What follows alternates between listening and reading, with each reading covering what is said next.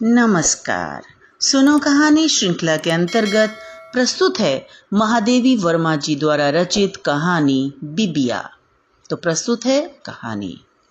अपने जीवन वृत्त के विषय में बिबिया की माई ने कभी कुछ बताया नहीं, किंतु उसके मुख पर अंकित विवशता की भंगिमा, होठों पर चोटों के निशान, पैर का अस्वाभाविक लंगड़ापन देखकर अनुमान होता था कि उसका जीवन पथ सुगम नहीं रहा। मद्यप और झगड़ालू पति के अत्याचार भी संभवतः उसके लिए इतने आवश्यक हो गए थे कि उनके अभाव में उसे इस लोक में रहना पसंद न आया। माँ बाप के न रहने पर बालिका की स्थिति कुछ अनिश्चित सी हो गई। घर बड़ा भाई कन्हई, भौजाई और दादी थी। दादी बूढ़ी होने के कारण पोती की किसी भी त्रुटि को कभी अक्षम में मानती थी, कभी नगण्य। ननद भौजाई के संबंध में परंपरागत वैमनस्य था और बीच के कई भाई बहन मर जाने के कारण सबसे बड़े भाई और छोटी बहन में अवस्था का इतना अंतर था कि वे एक दूसरे के साथी नहीं हो सकते थे। संभवतः सहानुभूति के 2-4 शब्दों के लिए ही बिबिया जब तब मेरे पास आ पहुंचती थी। उसकी माँ मुझे दिदिया कहती थी। बेटी मौसी जी कहकर उसी संबंध का निर्वाह करने लगी। संभवतः धोबियों का रंग सांवला पर मुख की गठन सुडौल होती है।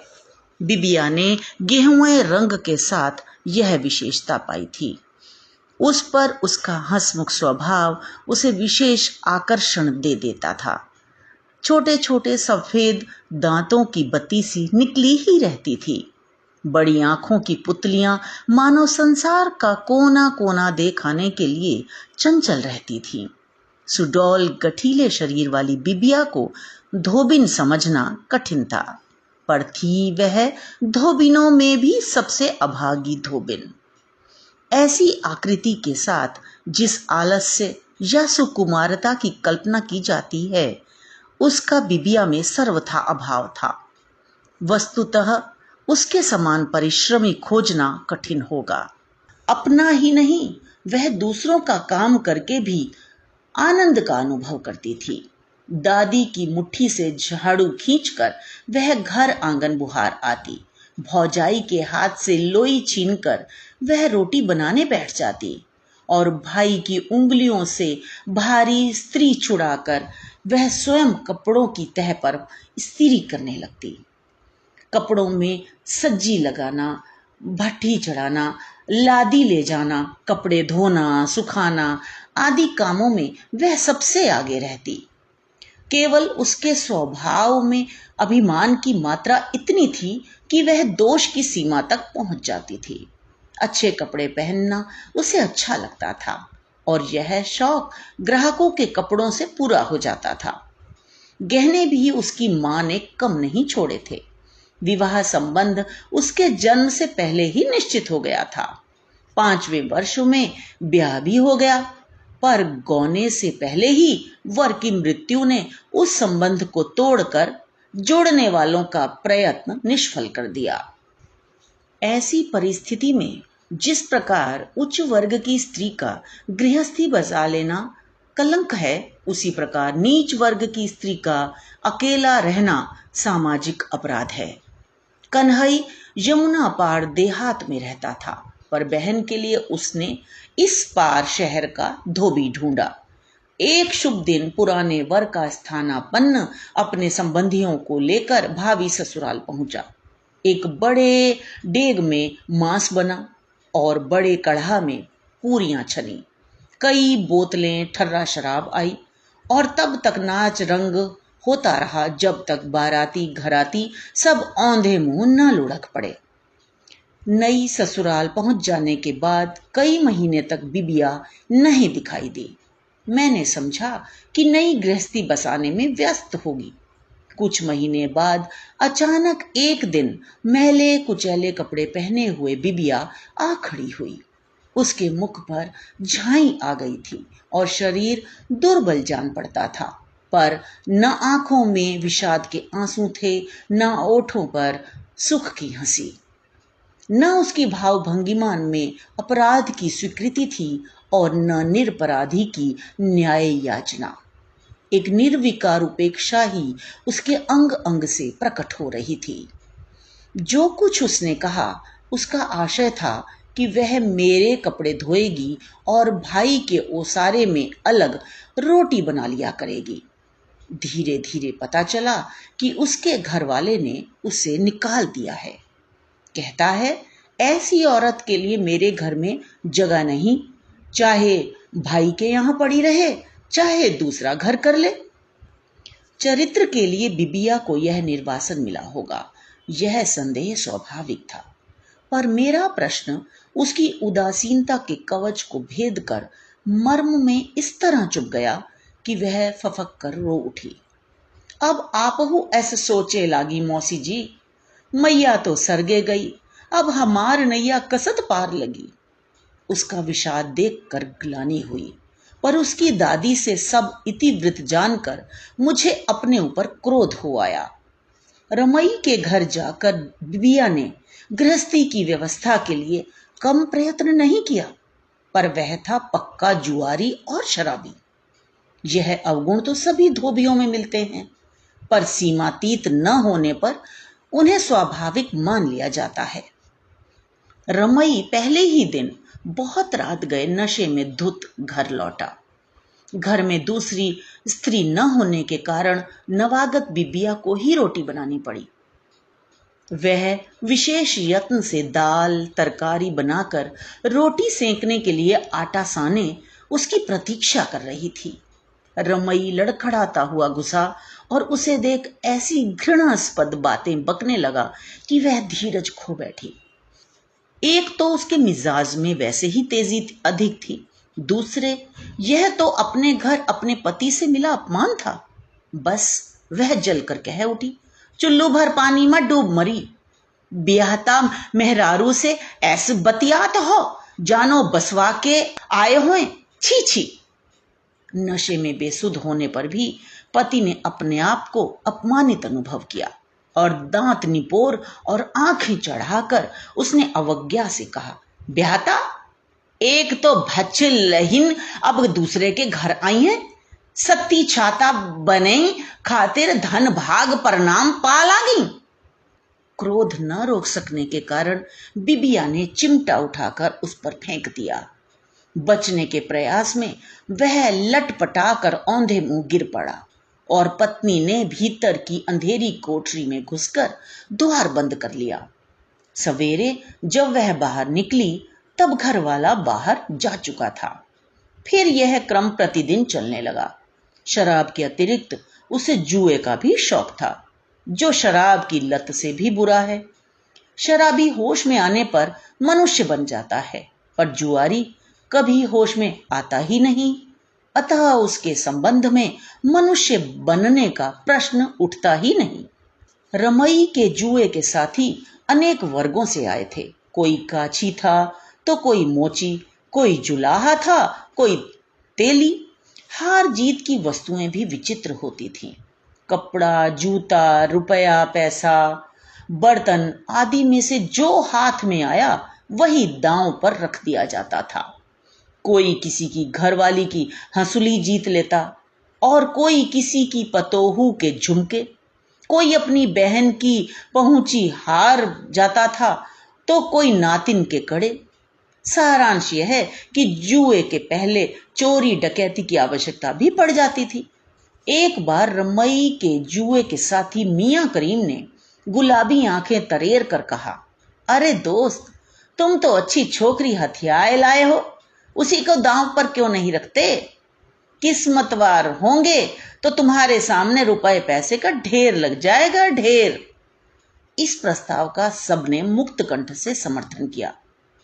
रमई बिबिया को रखने के लिए प्रस्तुत भी हो गया, पर ना जाने उसे चिमटा स्मरण हो आया या लुआठी कि वह रुक गया। बहाना बनाया, आज तो रुपया गांठ में है, ना होगा तो मेहरारू, और किस दिन के लिए होती है। बिबिया तक यह समाचार पहुंचते देर ना लगी। उस जैसी अभिमानिनी स्त्री के लिए यह समाचार पलीते में आग के समान हो गया। दुर्भाग्य से उसने एक दिन करीम मियाँ को अपने द्वार पर देख लिया। बस फिर क्या था, भीतर से तरकारी काटने का बड़ा चाकू निकालकर और भौहें टेढ़ी कर उसने उन्हें बता दिया कि रमई के ऐसी हरकत करने पर वह उन दोनों के पेट में यही चाकू भोंक देगी। फिर चाहे उसे कितना ही कठोर दंड क्यों न मिले, पर वह ऐसा करेगी अवश्य। वह ऐसी गाय बछिया नहीं है जिसे चाहे कसाई के हाथ बेच दिया जावे, चाहे वैतरणी पार उतरने के लिए महाब्राह्मण को दान कर दिया जावे। करीम मियाँ तो सन्न रह गए, पर दूसरे दिन जुए के साथियों के सामने उन्होंने रमई से कहा, लाहौल बिला कुबत, शरीफ आदमी के घर ऐसी औरत, मुई बिलोचिन की तरह बात बात पर छुरा चाकू दिखाती है। किसी दिन वह तुम पर भी वार करेगी बच्चू, संभले रहना। घर में कजा को बैठाकर चैन की नींद ले रहे हो। लखना अहीर सिर हिला हिलाकर गंभीर भाव से बोला, मेहरुअन अब मन से धुआं का मारे बरे घूमती हैं। राम राम, अब जानो कल जुग प्रगट दिखाए लगा। महंगू काछी शास्त्र ज्ञान का परिचय देने लगा। ऊ देखो चीता रानी कस रही, उड़ निकार दिहिन तो ना बोली, बिचारो बेटवन काले के झारखंड मां परी रही। खिलावन तेली ने समर्थन किया, उहे तो सत्ती सतवंती कही गई हैं, उनके बरे तो धरती माता फटी जाती रही। ई सबका खाए के सती हुई है। रमई बेचारा कुछ बोल ही ना सका। उसकी पत्नी की गणना सतियों में नहीं हो सकती। यह क्या कुछ कम लज्जा की बात थी।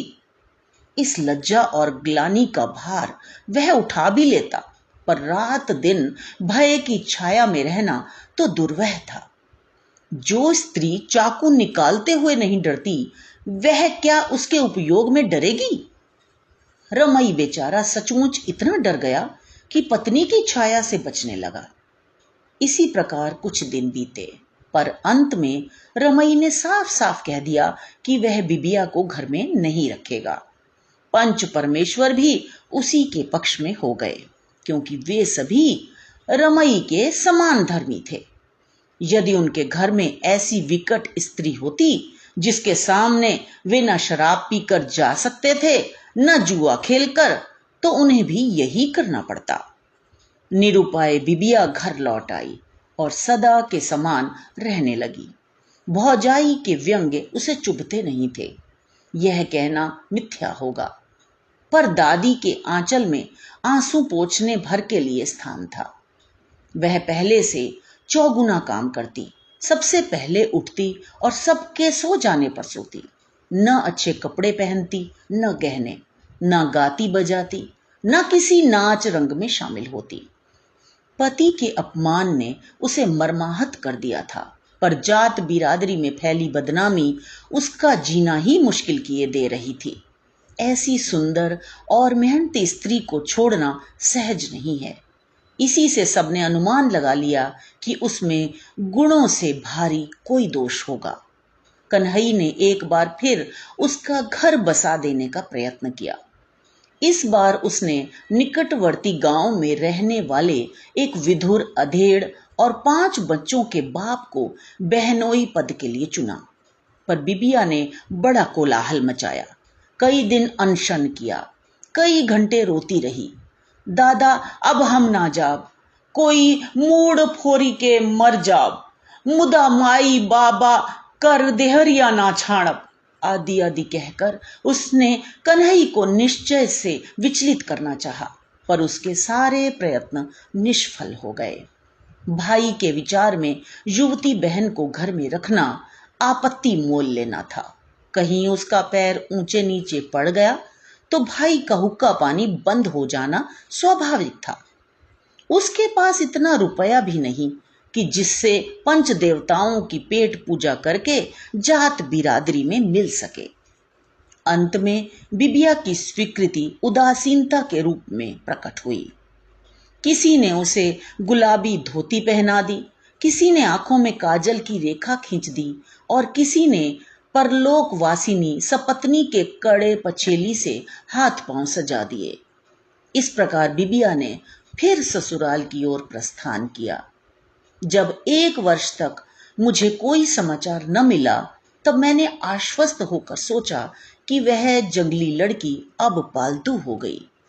मैं ही नहीं, उसके भाई, भौजाई, दादी आदि सभी संबंधी जब कुछ निश्चिंत हो चुके, तब एक दिन अचानक सुना कि वह फिर नहर लौट आई है। इतना ही नहीं, इस बार उसके कलंक की कालिमा और अधिक गहरी हो गई थी, पर मेरे पास वह कुछ कहने सुनने नहीं आई। पता चला वह न घर का ही कोई काम करती थी और न बाहर ही निकलती। घर की उसी अंधेरी कोठरी में, जिसके एक कोने में गधे के लिए घास भरी थी और दूसरे में ईंधन कोयले का ढेर लगा था, वह मुंह लपेटे पड़ी रहती थी। बहुत कहने सुनने पर 2 कौर खा लेती, नहीं तो उसे खाने पीने की भी चिंता नहीं रहती। यह सब सुनकर चिंतित होना स्वाभाविक ही कहा जाएगा।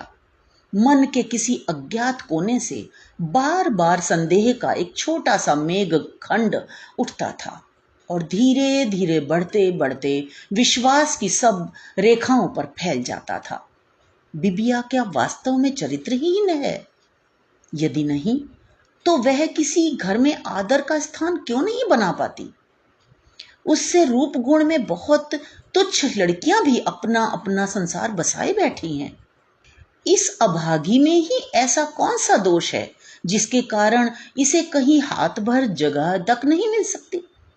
इसी तर्क वितर्क के बीच में बिबिया की दादी आ पहुंची और धुंधली आंखों को फटे आंचल के कोने से रगड़ रगड़ कर पोती के दुर्भाग्य की कथा सुना गई।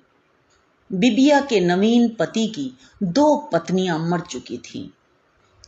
पहली अपनी स्मृति के रूप में एक पुत्र छोड़ गई थी, जो नई विमाता के बराबर या उससे 4-6 मास बड़ा ही होगा। दूसरी की धरोहर 3 लड़कियां हैं, जिनमें बड़ी 9 वर्ष की और सबसे छोटी 3 वर्ष की होगी। झनकू ने छोटे बच्चों के लिए ही तीसरी बार घर बसाया था। वधू के प्रति भी उसका कोई विशेष अनुराग है, यह उसके व्यवहार से प्रकट नहीं होता था। वह सवेरे ही लादी लेकर और रोटी बांधकर घाट चला जाता और संध्या समय लौटता। फिर शाम को गठरी उतारकर और गधे को चरने के लिए छोड़कर घर से निकलता तो 11 बजे से पहले लौटने का नाम ना लेता। सुना जाता था कि उसका अधिकांश समय उसी पासी परिवार में बीतता है जिसके साथ उसकी घनिष्ठता के संबंध में विविध मत थे। जाति भेद के कारण वह उस परिवार के साथ किसी स्थायी संबंध में नहीं बंध सका था और अपनी अभियोगहीन पत्नियों और अपने अच्छे स्वभाव के कारण पंच परमेश्वर के दंड विधान की सीमा से बाहर रह गया था। पासी शहर में किसी संपन्न गृहस्थ का साइस हो गया था, पर उसकी घरवाली के हृदय में सास ससुर के घर के प्रति अचानक ऐसी ममता उमड़ आई कि वह उस देहरी को छोड़कर जाना अधर्म की पराकाष्ठा मानने लगी। झनकू को अपने लिए न सही, पर अपनी संतान की देखरेख के लिए तो एक सजातीय गृहिणी की आवश्यकता थी ही, किंतु कोई धोबन उसकी संगिनी बनने का साहस न कर सकी। रजक समाज में बिबिया की स्थिति कुछ भिन्न थी। वह बेचारी अब कीर्ति के समुद्र में इस तरह आकंठ मग्न थी कि झनकू का प्रस्ताव उसके लिए जहाज बन गया। इस प्रकार अपने मन को मुक्त रखकर भी झनकू ने बिबिया को दाम्पत्य बंधन में बांध लिया। यह सत्य है कि वह नई पत्नी को कोई कष्ट नहीं देता था। उसे घाट ले जाना तक झनकू को पसंद नहीं था। इसी से कूटना, पीसना, रोटी पानी, बच्चों की देखभाल में ही गृहिणी के कौशल की परीक्षा होने लगी।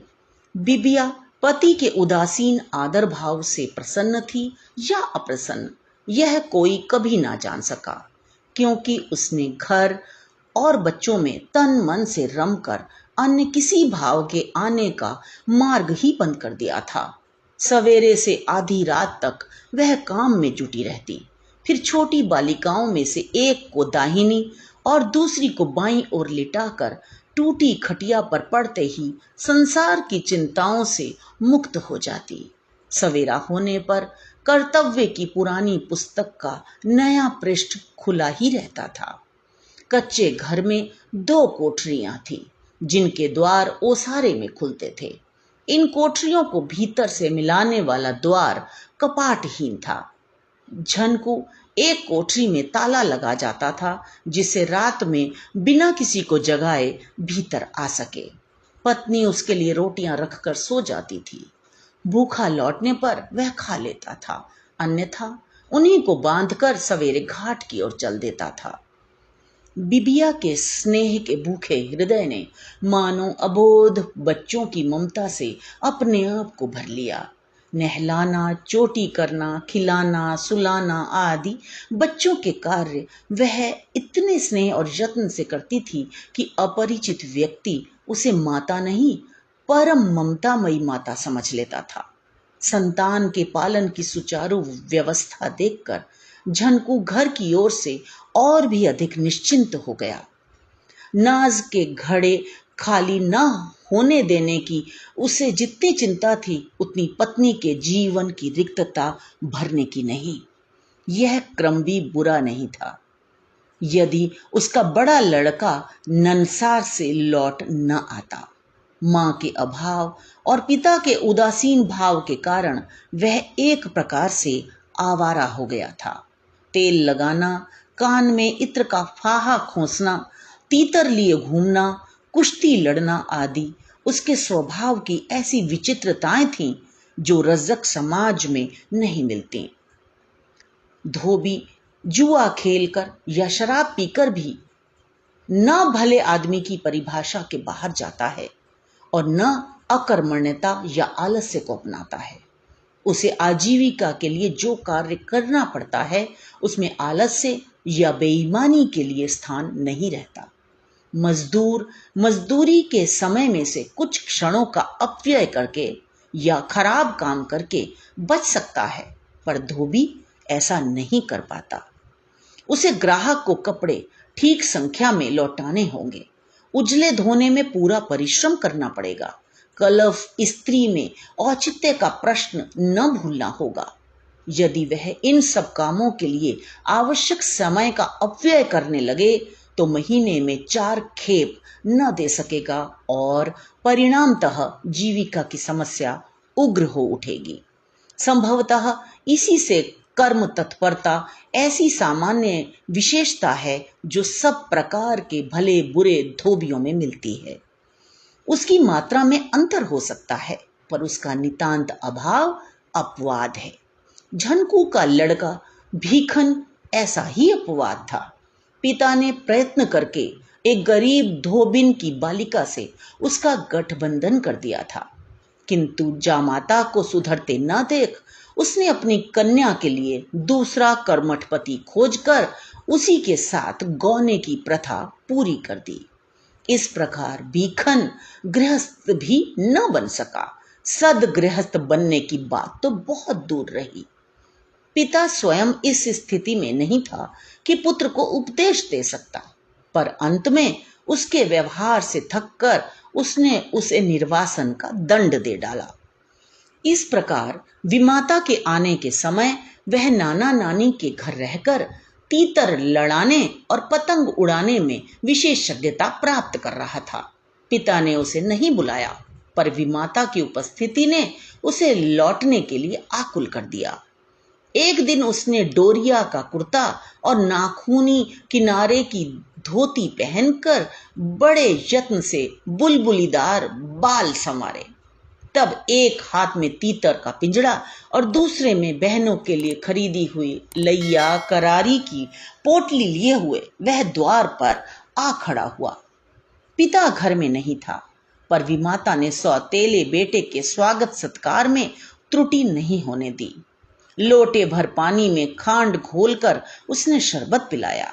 दाल के साथ बैंगन का भरता बनाकर रोटी खिलाई और दूसरी कोठरी में खटिया बिछाकर उसके विश्राम की व्यवस्था कर दी। पिता पुत्र का साक्षात स्नेह मिलन नहीं हो सका, क्योंकि एक ओर अनिश्चित आशंका थी और दूसरी ओर निश्चित अवज्ञा। झनकू ने उसे स्पष्ट शब्दों में बता दिया कि भले मानस के समान न रहने पर वह उसे तुरंत निकाल बाहर करेगा। भीखन ने ओठ बिचका, आंख मिचका और अवज्ञा से मुख फेरकर पिता का आदेश सुन लिया, पर भले मानस बनने के संबंध में अपनी कोई स्वीकृति नहीं दी। चरित्रहीन व्यक्ति दूसरों पर जितना संदेह करता है उतना सच्चरित्र नहीं। झनकू भी इसका अपवाद नहीं था।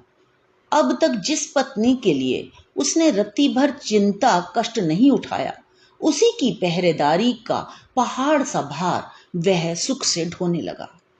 समय पर घर लौट आता, पुत्र पर कड़ी दृष्टि रखता और पत्नी के व्यवहार में परिवर्तन खोजता रहता, पर पिता की सतर्कता की अवज्ञा करके पुत्र विमाता के आसपास मंडराता रहता। जहां वह बर्तन मांजती वहीं वह तीतर चुगाने बैठ जाता। जब वह कपड़े सुखाती तभी बाहर नंगे बदन बैठकर मांसल हाथ पैरों में तेल मलता। जिस समय वह पानी का घड़ा भरकर लौटती, उसी समय वह महुए के छतनार वृक्ष की ओट में छिपकर गाता, धीरे चलो गगरी छलक ना जाए। एक दिन रोटी खाते समय उसकी समरसता इस सीमा तक पहुंच गई कि विमाता जलती लुआठी चूल्हे से खींचकर बोली, हम तो हार बाप की मेहरारू अही, अब भाखा पुहाखा सुनब तो हार पिठिया की चमड़ी न बची। विमाता के इस अभूतपूर्व व्यवहार से पुत्र लज्जित न होकर क्रुद्ध हो उठा। इस प्रकार के पुरुषों को अपनी नारी मोहिनी विद्या का बड़ा गर्व रहता है। किसी स्त्री पर उस विद्या का प्रभाव न देखकर उनके दंभ को ऐसा आघात पहुंचता है कि वे कठोर प्रतिशोध लेने में भी नहीं हिचकते। विमाता के उपदेश की प्रतिक्रिया ने एक अकारण द्वेष को अंकुरित करके उसे पनपने की सुविधा दे डाली। जहां तक बिबिया का प्रश्न था, वह पति के व्यवहार से विशेष संतुष्ट न होने पर भी उससे रुष्ट नहीं थी। अभिमानी व्यक्ति अवज्ञा के साथ मिले हुए अधिक स्नेह का तिरस्कार कर वीतरागता के साथ आदर भाव को स्वीकार कर लेता है। झनकू ने पत्नी में अनुराग न रखने पर भी अन्य धोबियों के समान उसका अनादर नहीं किया। यह विशेषता बिबिया जैसी स्त्रियों के लिए स्नेह से अधिक मूल्य रखती थी। इसी से वह रोम रोम से कृतज्ञ हो उठी।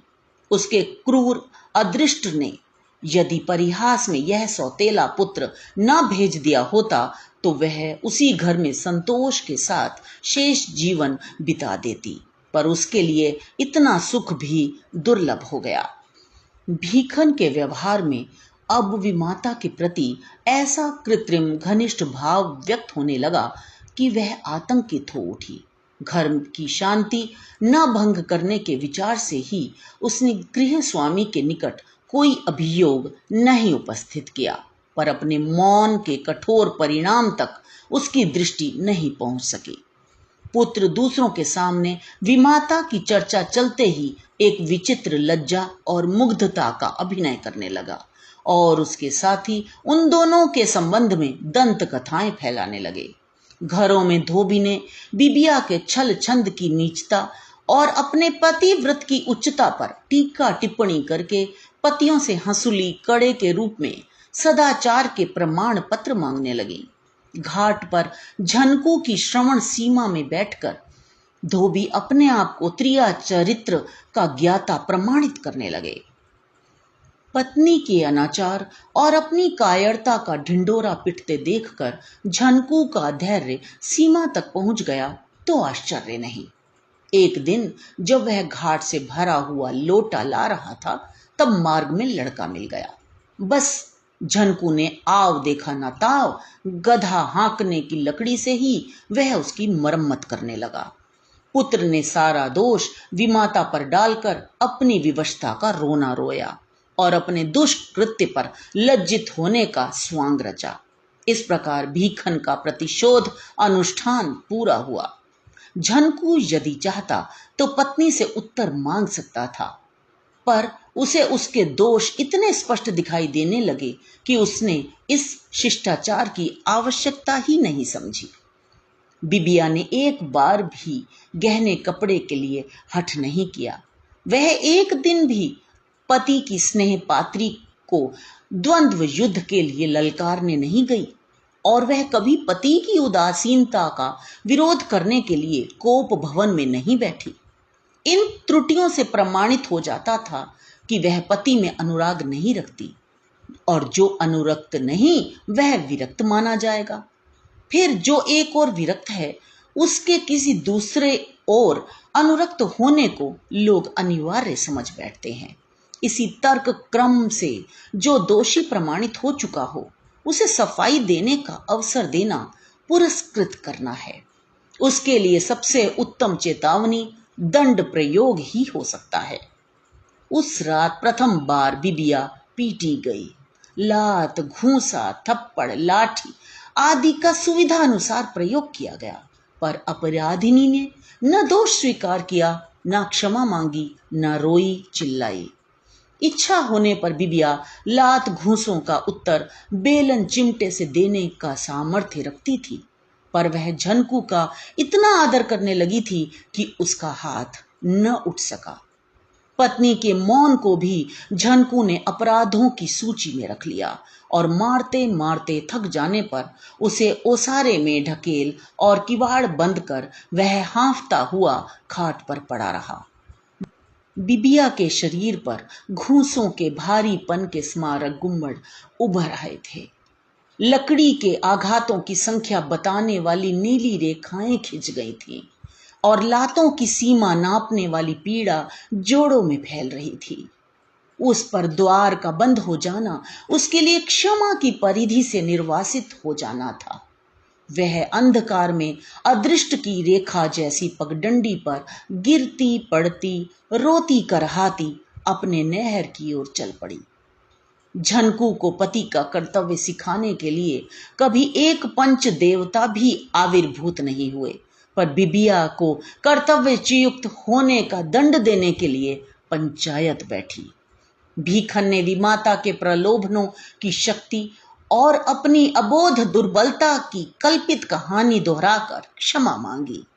इस क्षमा याचना में जो कोर कसर रह गई उसे उसके मामा, नाना आदि के रुपयों ने पूरा कर दिया। दूसरे की दुर्बलता के प्रति मनुष्य का ऐसा स्वाभाविक आकर्षण है कि वह सच्चरित्र की त्रुटियों के लिए दुष्चरित्र को भी प्रमाण मान लेता है। चोर ईमानदारी का उपयोग नहीं जानता, झूठा सत्य के प्रयोग से अनभिज्ञ रहता है। किसी गुण से अनभिज्ञ या उसके संबंध में अनास्थावान मनुष्य यदि उस विशेषता से युक्त व्यक्ति का विश्वास न करे तो स्वाभाविक ही है, पर उसकी भ्रांत धारणा भी प्राय समाज में प्रमाण मान ली जाती है, क्योंकि मनुष्य किसी को दोष रहित नहीं स्वीकार करना चाहता और दोषों के अथक अन्वेषक दोष युक्तों की श्रेणी में ही मिलते हैं। बिबिया पर लांछन लगाने वाले भीखन के आचरण के संबंध में किसी को भ्रम नहीं था, पर बिबिया के आचरण में त्रुटि खोजने के लिए उसकी स्वीकारोक्ति को सत्य मानना अनिवार्य हो उठा।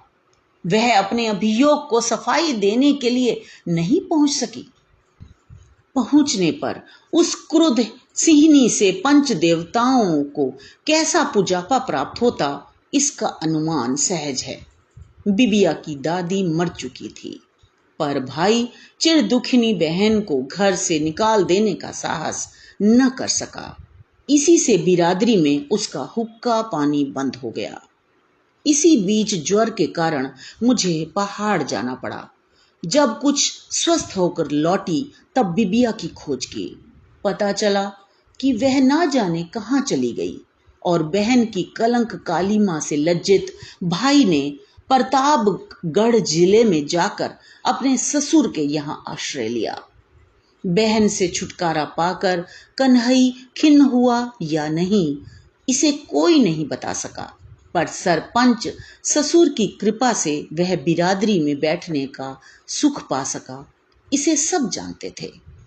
गांव का रजक समाज बिबिया के संबंध में एक मत नहीं था। कुछ उसके आचरण में विश्वास रखने के कारण उसके प्रति कठोर थे और कुछ उसकी भूलों को भाग्य का अमिट विधान मानकर सहानुभूति के दान में उदार थे। एक वृद्धा ने बताया कि भाई का हुक्का पानी बंद हो जाने पर वह बहुत खिन्न हुई। फिर बिरादरी में मिलने के लिए 200 रुपए खर्च करने पड़ते, पर इतना तो कन्हई जन्म भर कमाई करके भी नहीं जोड़ सकता था। इन्हीं कष्ट के दिनों में भतीजे ने जन्म लिया। भौजाई वैसे ही ननद से प्रसन्न नहीं रहती थी। अब तो उसे सुना सुना कर अपने दुर्भाग्य और पति की मंद बुद्धि पर खींचने लगी। का हमरेव फूटे कपार मां पहिलौठी संतान का उछा लिखा है। हम कौन गहरी गंगा मां जो बौवा है जौन, आज 4 जात बिरादर द्वारे मुंह जुठारे। पराए पाप बरे हमार घर उजड़ीगा, जिनकर ना घर ना द्वार, उनका दूसरन के गृहस्थी बिगारे का चाहिए। शर्मदारन के बरे तो चुल्लू भर पानी बहुत है। इस प्रकार की सांकेतिक भाषा में छिपे व्यंग्य सुनते सुनते एक दिन बिबिया गायब हो गई। सबको उसके बुरे आचरण पर इतना अडिग विश्वास था कि उन्होंने उसके इस तरह अंतर्ध्यान हो जाने को भी कलंक मान लिया। वह अच्छी गृहस्थिन नहीं थी, अतः किसी के साथ कहीं चले जाने के अतिरिक्त वह कर ही क्या सकती थी। मरना होता तो पहले पति से परित्यक्त होने पर ही डूब मरती, नहीं तो दूसरे के घर ही फांसी लगा लेती। पर निर्दोष भाई के घर आकर और उसकी गृहस्थी को उजाड़कर वह मर सकती है, यह विचार तर्कपूर्ण नहीं था। त्रिया चरित्र जानना वैसे ही कठिन है, फिर जो उसमें विशेषज्ञ हो उसकी गतिविधि का रहस्य समझने में कौन पुरुष समर्थ हो सकता है। गांव के किसी पुरुष से वह कोई संपर्क नहीं रखती। इसी एक प्रत्यक्ष ज्ञान के बल पर अनेक अप्रत्यक्ष अनुमानों को कैसे मिथ्या ठहराया जाए। निश्चय ही बिबिया ने किसी से बिना जाने ही अपनी अज्ञात यात्रा का साथी खोज लिया होगा। बहुत दिनों के उपरांत जब मैं एक वृद्ध और रोगी पासी को दवा देने गई, तब बिबिया के यात्रा संबंधी रहस्य पर कुछ प्रकाश पड़ा। उसने बताया कि भागने के 2 दिन पहले बिबिया ने उससे ठर्रे का एक अद्धा मंगवाया था। रुपया धेली गांठ में न होने के कारण उसने मां की दी हुई चांदी की तरकी कान से उतार कर उसके हाथ पर रख दी। धोबिनों में वही इस लत से अछूती थी। इसी से पासी आश्चर्य में पड़ गया, पर प्रश्न करने पर उसे उत्तर मिला कि भतीजे के नामकरण के दिन वह परिवार वालों की दावत करेगी। भाई को पता चल जाने पर वह पहले ही पी डालेगा, इसी से छिपाकर मंगाना आवश्यक है। दूसरे दिन पासी ने छन्ने में लपेटा हुआ अद्धा देकर शेष रुपए लौटाए। तब उसने रुपयों को उसी की मुट्ठी में दबाकर अनुनय से कहा कि अभी वही रखे तो अच्छा हो, आवश्यकता पड़ने पर वह स्वयं मांग लेगी। गांव की सीमा पर खेलती हुई कई बालिकाओं को उसका मैले कपड़ों की छोटी गठरी लेकर यमुना की ओर जाते जाते ठिठकना स्मरण है। एक गडरिये के लड़के ने संध्या समय उसे चुल्लू से कुछ पी पी कर यमुना के मटमैले पानी से बार बार कुल्ला करते और पागलों के समान हंसते देखा था। तब मेरे मन में अज्ञातनामा संदेह उमड़ने लगा। यात्रा का प्रबंध करने के लिए तो कोई बेहोश करने वाले पेय को नहीं खरीदता। यदि इसकी आवश्यकता ही थी तो क्या वह सहयात्री से नहीं मंगा सकती थी, जिसके अस्तित्व के संबंध में गांव भर को विश्वास है? बिबिया को अपनी मृत मां का अंतिम स्मृति चिन्ह बेचकर इसे प्राप्त करने की कौन सी नई आवश्यकता आ पड़ी? फिर बाहर जाने के लिए क्या उसके पास इतना अधिक धन था कि उसने तरकी बेचकर रुपए मिले भी छोड़ दिए? कगार तोड़कर हिलोरें लेने वाली यमुना में तो कोई धोबी कपड़े नहीं धोने जाता। वर्षा की उदारता जिन गड्ढों को भरकर पोखर तलैया का नाम दे देती है, उन्हीं में धोबी कपड़े पछार लाते हैं।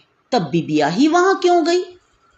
इस प्रकार तर्क की कड़ियां जोड़ तोड़कर मैं जिस निष्कर्ष पर पहुंची, उसने मुझे कंपा दिया। आत्मघात मनुष्य की जीवन से पराजित होने की स्वीकृति है। बिबिया जैसे स्वभाव के व्यक्ति पराजित होने पर भी पराजय स्वीकार नहीं करते। कौन कह सकता है कि उसने सब ओर से निराश होकर अपनी अंतिम पराजय को भूलने के लिए ही यह आयोजन नहीं किया? संसार ने उसे निर्वासित कर दिया। इसे स्वीकार करके और गरजती हुई तरंगों के सामने आंचल फैलाकर क्या वह अभिमानिनी स्थान की याचना कर सकती थी? मैं ऐसी ही स्वभाव वाली एक संभ्रांत कुल की निसंतान उपेक्षित वधू को जानती हूँ, जो सारी रात द्रौपदी घाट पर घुटने भर पानी में खड़ी रहने पर भी डूब ना सकी और ब्रह्म मुहूर्त में किसी स्नानार्थी वृद्ध के द्वारा घर पहुंचाई गई। उसने यह भी बताया था कि जीवन के मोह ने उसके निश्चय को डांवाडोल नहीं किया। कुछ ना कर सकी तो मर गई। दूसरों के इसी विजयोद्गार की कल्पना ने उसके पैरों में पत्थर बांध दिए और वह गहराई की ओर बढ़ ना सकी। फिर बिबिया तो विद्रोह की कभी राख न होने वाली ज्वाला थी। संसार ने उसे अकारण अपमानित किया और वह उसे युद्ध की चुनौती न देकर भाग खड़ी हुई। यह कल्पना मात्र उसके आत्मघाती संकल्प को बरसने से पहले आंधी में पड़े हुए बादल के समान कहीं का कहीं पहुंचा सकती थी, पर संघर्ष के लिए उसके सभी अस्त्र टूट चुके थे। मूर्छित अवस्था में पहाड़ सा साहसी भी कायरता की उपाधि बिना पाए ही संघर्ष से हट सकता है। संसार ने बिबिया के अंतर्ध्यान होने का जो कारण खोज लिया, वह संसार के ही अनुरूप है, पर मैं उसके निष्कर्ष को निष्कर्ष मानने के लिए बाध्य नहीं। आज भी जब मेरी नाव समुद्र का अभिनय करने में बेसुध वर्षा की हरहराती यमुना को पार करने का साहस करती है, तब मुझे वह रजक बालिका याद आए बिना नहीं रहती। एक दिन वर्षा के श्याम मेघांचल की लहराती हुई छाया के नीचे इसकी उन्मादिनी लहरों में उसने पतवार फेंककर अपनी जीवन नैया खोल दी थी। उस एकाकिनी की वह जर्जर तरी किस अज्ञात तट पर जा लगी, वह कौन बता सकता है। तो ये तो थी कहानी बिबिया। मुझे आशा है आपको पसंद आई होगी। इसे लाइक करें, दोस्तों के साथ शेयर करें और सब्सक्राइब करना बिल्कुल ना भूलें। तो मिलते हैं अगली कहानी में। धन्यवाद।